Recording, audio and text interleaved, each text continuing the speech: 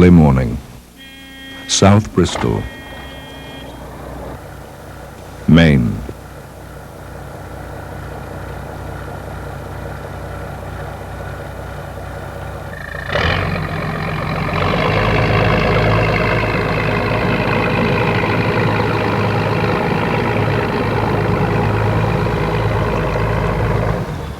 Like many other coastal fishing communities in this part of North America, the livelihood of the people has been linked with the bountiful Gulf of Maine for more than 2 centuries.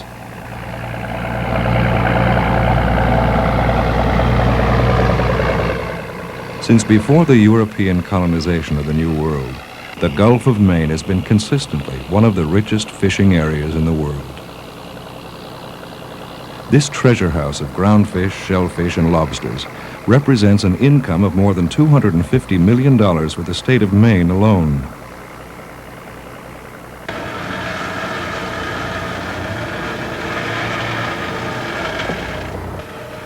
The lobsterman raises his traps, faithful that nature will continue to provide as it has for centuries. Historically, civilization has made false assumptions about the limits of our natural resources. The results have been catastrophic. Since little is known of the impact we've made on the Gulf of Maine over the past 400 years, there exists the danger of mismanagement and permanent damage to this vital resource. New underwater research technologies are enabling us to use nature's backyard as our laboratory. What started as a fact-finding mission in the summer of 1984, coordinated by the University of Maine, has led to a dramatic discovery.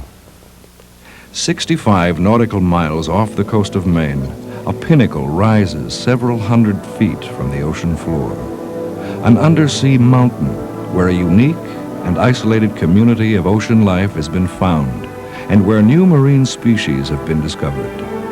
Here, we can increase our understanding of this massive and crucial marine resource and gain a rare opportunity to learn about the fundamentals of all life on Earth, the evolution of the species.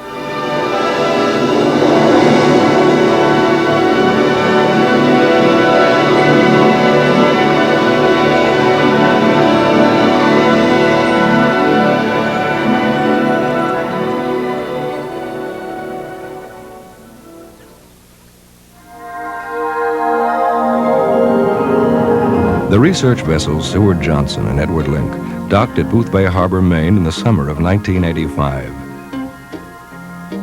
These are the flagships of the Harbor Branch Oceanographic Institute of Fort Pierce, Florida, the designers and builders of the Johnson Sea Link submersibles. The Sea Link represents 12 tons of the most sophisticated manned underwater research technology available today. Operating totally independent of the mother ship, the Johnson Sea Link has a diving limit of more than 2,600 feet. This vessel will enable us to travel in armchair comfort to the bottom of the Gulf of Maine and, for the first time, get a fish's eye view of the ocean floor. On a misty June morning, the research vessel Edwin Link leaves the docks at Boothbay Harbor and heads out into the Gulf for the first leg of its mission. The Gulf of Maine represents 36,000 square miles of the North Atlantic, extending from Cape Cod to the Canadian Maritimes and bounded seaward by Georges Bank. The broad Georges Bank, combined with Browns Bank, form a body of water somewhat isolated from outside ocean circulation, creating an enclosed sea within the North Atlantic. As a result, the Gulf of Maine consists of 3 distinct water masses: surface water, intermediate water, and slope water. These 3 water masses have different temperature and salinity characteristics. This creates a natural setting that enables us to observe the effects of temperature and light on ocean life at various depths. The Edwin Link's destination is Ammen Rock, an undersea pinnacle located 65 nautical miles due southeast of Boothbay Harbor, in an area of the Gulf called Cash's Ledge. After a 6-hour voyage, the Edwin Link is in position at Ammen Rock. Using a satellite and radio beacon-assisted navigation system, the research vessel pinpoints the exact locations where the experiment stations will be deployed at Ammen Rock. Each depth-specific research station, called a DRS, is a platform consisting of a cement base and a PVC framework designed to hold trays for the transplanting experiments. Instruments for measuring light and ocean temperature are also placed at each research station. A signaling device called a pinger will assist in relocating the stations. Cages, specially designed to exclude predators and other animals from the experiments, are also deployed. From these experiments, the researchers hope to establish a better understanding of how the plants and animals are interrelated and create the food chain we depend on for the Gulf of Maine's future productivity. The project is coordinated and funded by the National Undersea Research Program, a division of the National Oceanic and Atmospheric Administration, and involves researchers from both private and public institutions.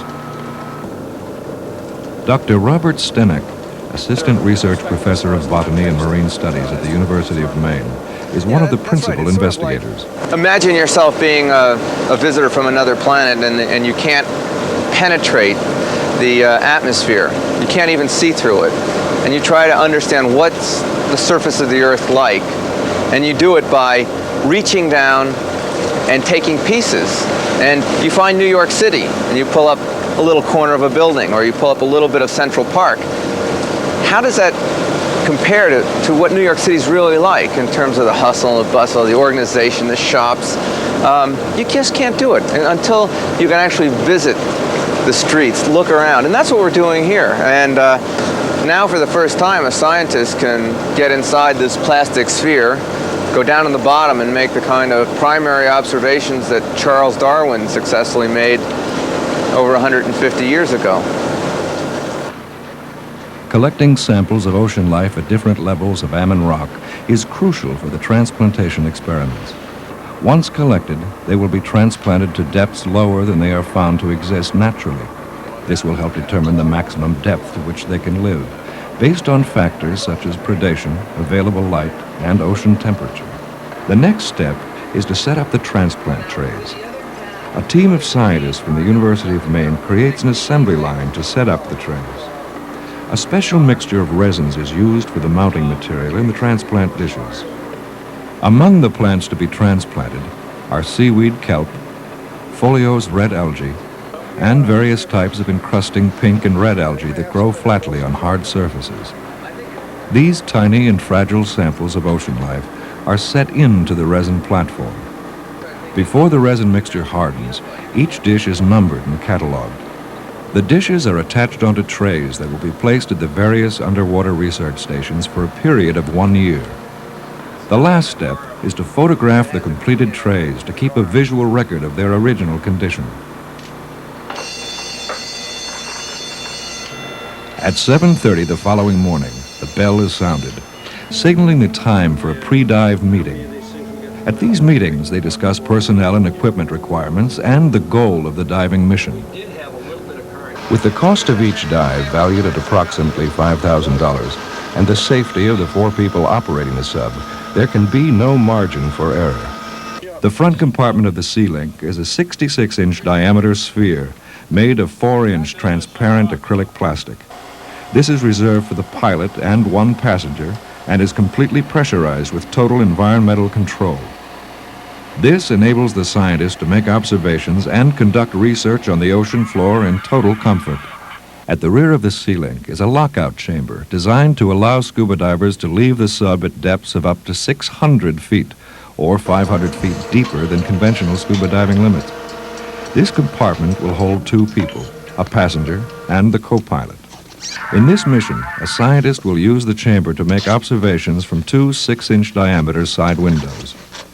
Remote-controlled still and video cameras allow the scientists to make important visual records of the journey and the results of experiments.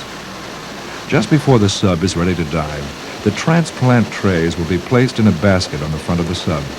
The trays will be set into place using a remote-controlled manipulator arm. Exhaust is closed and I'm ready to dive. Okay, roger that. You got starboard air flow down, starboard air on demand, control pressurization and install. Okay, roger that. Okay, Marshall, we're ready. Looks good. Go for it. All set. All set to go. Okay, Phil, here we go. Let me know when you get a seal. Once the Edwin Link is in position, the 12-ton submarine is deployed, in less than a minute.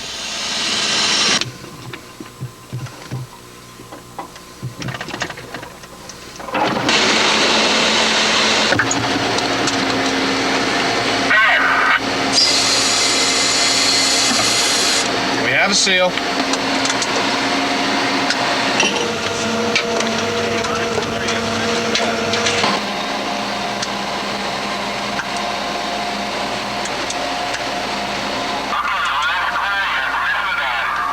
Roger that, we're diving.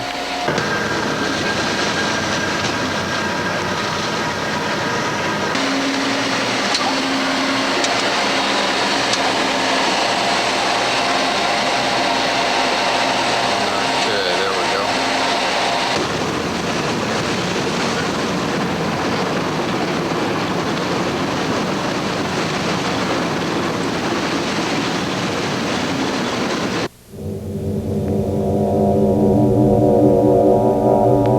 As the sea link descends further into the Gulf, the diffused sunlight creates an olive-green world, restricting the visibility to less than 10 feet.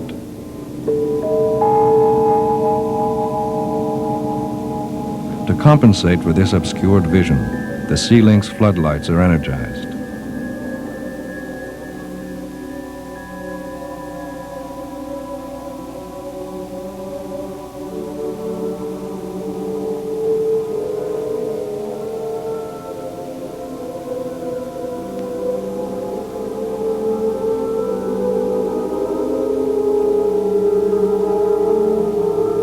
A dual laser beam creates a 10-centimeter standard of measure, allowing for accurate measurements of objects. Temperature 6.23, conductivity 33.73, visibility is 15 to 20 feet. Stand by for a current.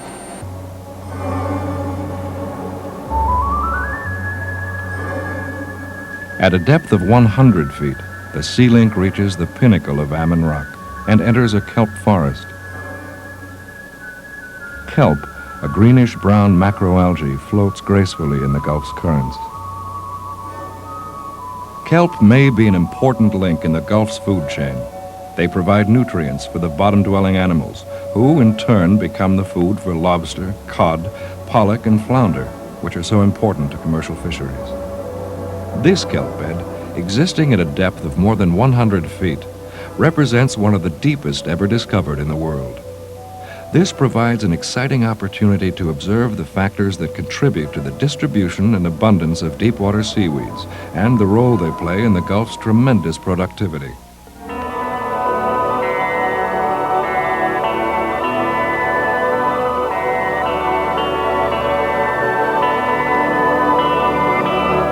At a depth of 125 feet, the sea link encounters what appears to be an undersea rose garden.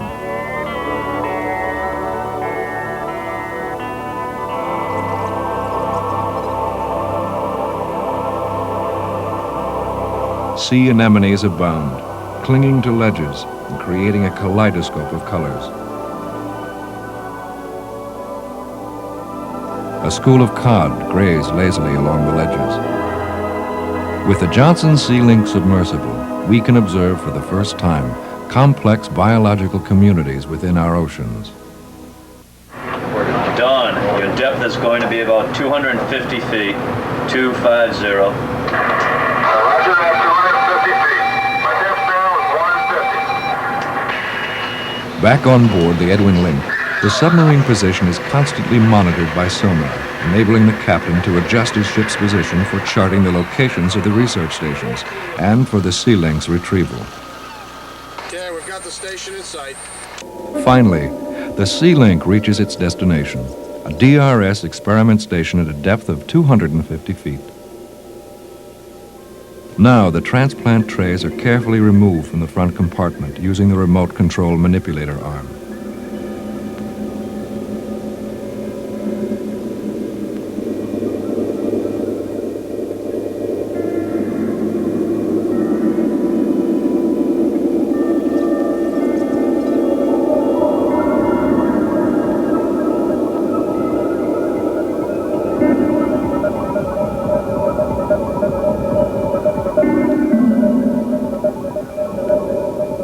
great care is taken to place the trays into position, where they will remain for 1 year. After more than 3 hours of diving time, it's time to return to the surface and be retrieved by the Edwin Link.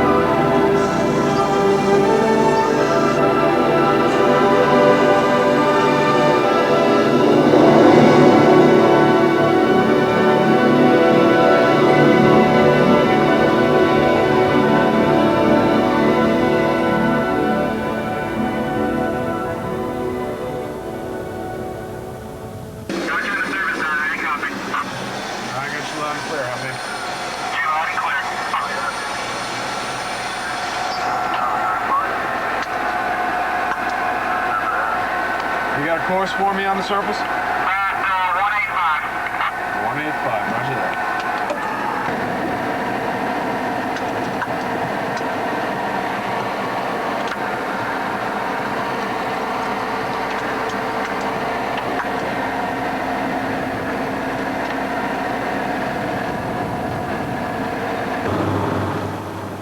Unlike the deployment procedure, the retrieval operation requires more time and logistics.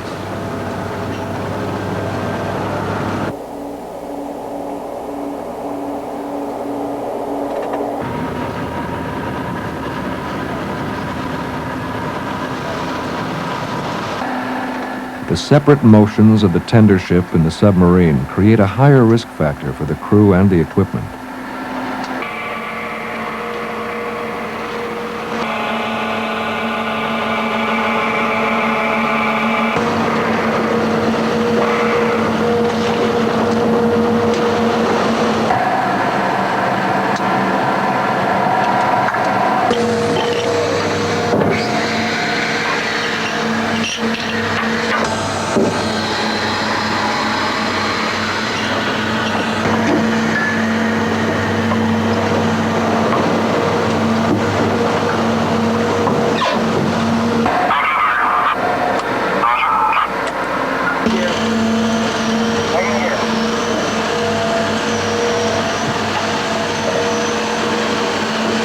Nice and low, Tim. Keep it low.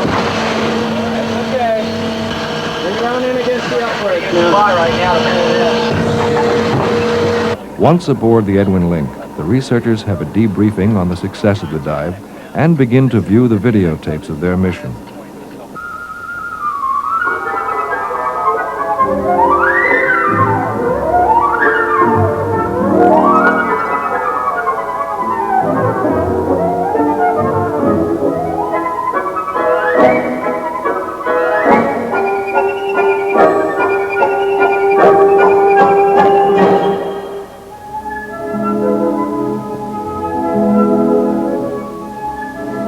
There are no sea urchins on this pinnacle, which in itself is unique because the sea urchin has been destroying kelp beds through much of eastern Canada, through a lot of the coast of Maine.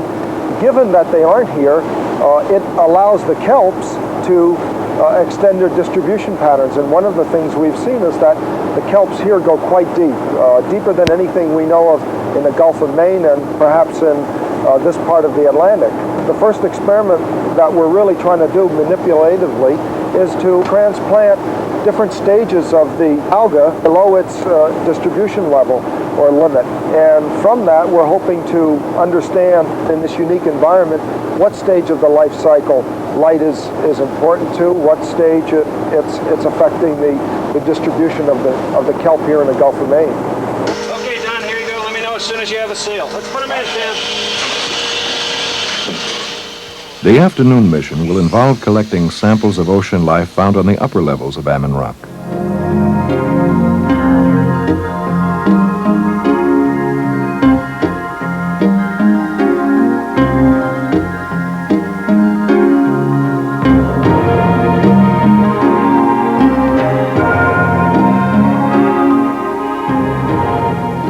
Using the sea link's manipulator arm, samples are extracted and placed in a multi-chambered holding tank similar to a Lazy Susan.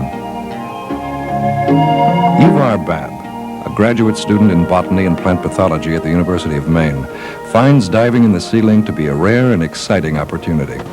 Being in the Johnson Sea Link allows one to view the organisms in their environment just as if you were walking through the woods. The sea link is incredible because it allows you to look and to think about what you're seeing as well.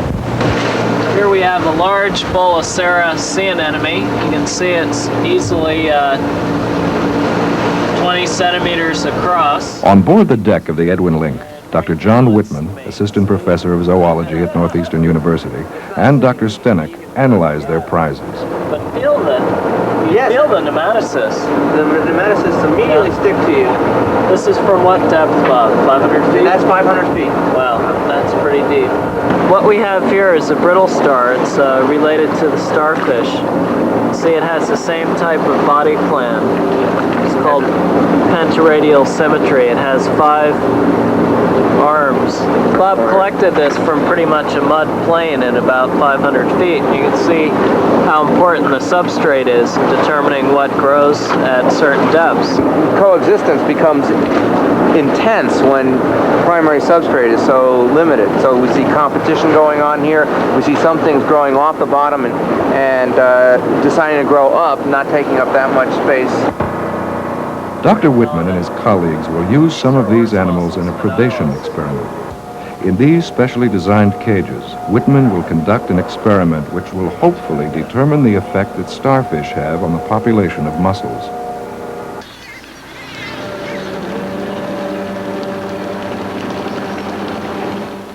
After 6 days out in the open sea, it's easy to lose track of time. One afternoon, a local resident of Ammen Rock decided to pay a visit to the newcomers in town. A humpbacked whale cruised alongside the stern of the Edwin Link, perhaps curious about the strange little yellow vessel that had been poking around the neighborhood.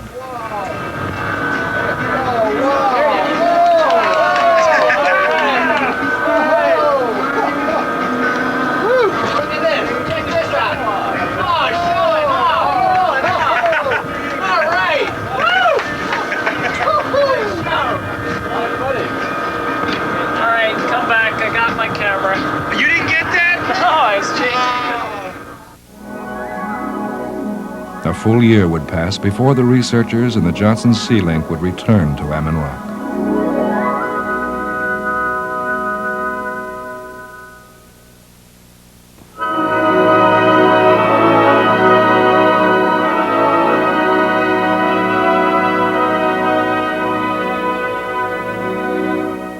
The next summer would prove to be the payoff for all their efforts. It was time to return to the experiment stations and observe the effects of transplanting the ocean life at Ammen Rock. Within only a year's time, dramatic changes occurred on the transplanting trays. With the exception of the kelp, all other plant life continued to survive and multiply at depths much greater than where they naturally occur on Ammen Rock. The tip of the Ammen Rock Pinnacle is approximately 100 feet below the ocean surface. At this depth, the kelp forest is prominent. Sharing space with the kelp are a reddish foliose algae. The kelp extend down to about 130 feet, where they thin out while the red algae continue. At a depth of 170 feet, the foliose algae give way to the more dominant crustose algae, a pinkish growth that encrusts flat surfaces of rocks and other hard surfaces down to a depth of 200 feet. To determine the maximum depth of survival for seaweed, called the extinction depth, required experiment stations to be placed at depths of 100, 150, 200, and 250 feet. It was discovered that all transplanted algae growths except for the kelp can grow and prosper way below their naturally occurring depths. Dr. Robert Stenek. The fact that we're not finding the algae any deeper than, let's say, 200 feet, and yet we can transplant the algae deeper than 200 feet, suggests to us that the adults can live there, but maybe the spores or the sporelings can't survive. And this has opened up a whole new line of research, and it's allowing us to sort of push the envelope of plant life in the ocean. Nobody has done this kind of manipulative study before. Everyone has just simply gone to a place, looked at the maximum depth to which plants grow, and then conducted studies on adult plants. Those kind of correlations may have to be rethought given the fact that our transplants largely survived. Other dramatic results occurred at the predation experiments conducted by Dr. Whitman of Northeastern University.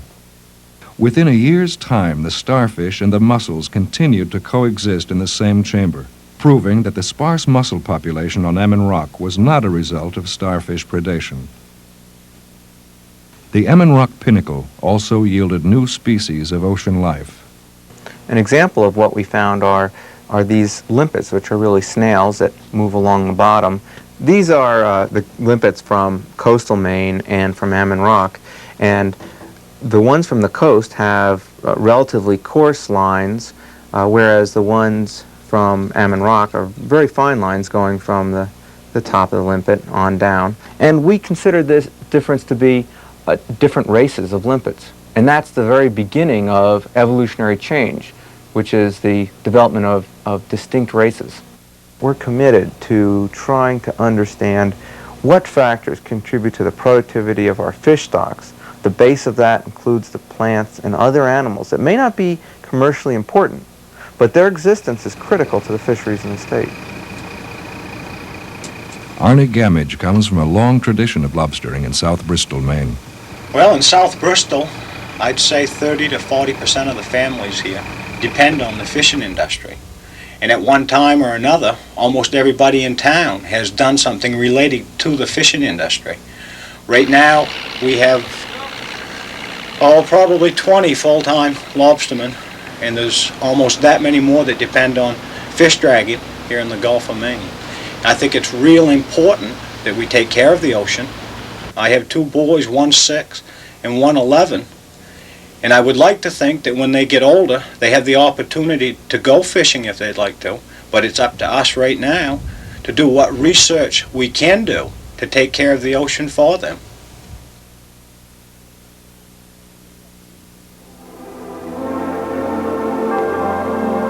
Unraveling the mystery of the Gulf of Maine's enormous level of productivity will help us create better resource management practices and ensure a legacy of prosperity for the future.